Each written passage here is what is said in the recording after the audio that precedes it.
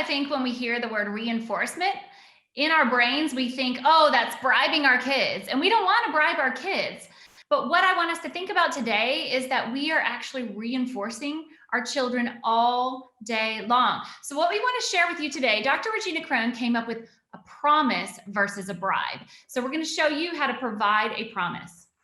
Okay, so that's absolutely right. So we're always having reinforcement, and then how we're using it and the timing of it actually determines if we're using it as a promise, which is effective, or as a bribe, which is not preferred. And so let's start with bribe. Okay, so if we are using reinforcement as a bribe, it's usually following problem behavior. So what I mean by that is your child falls on the ground and immediately you say, hey, come over here and come eat this, or stand up for this, or you start giving reinforcement following the problem behavior.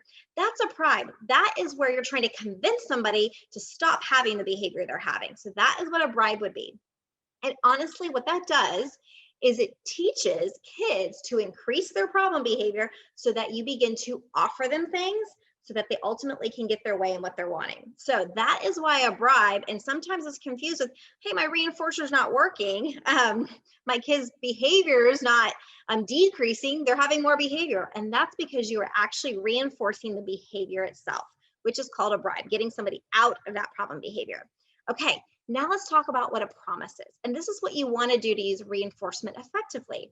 You need to use a promise before the behavior.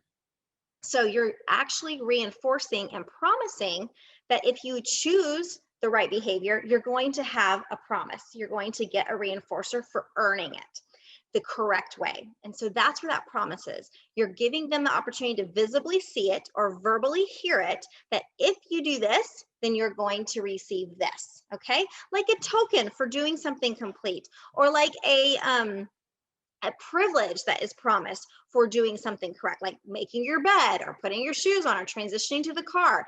And it happens right after the desired behavior. So I promised right before, I see that they did it correctly, and now I deliver it and give it to them.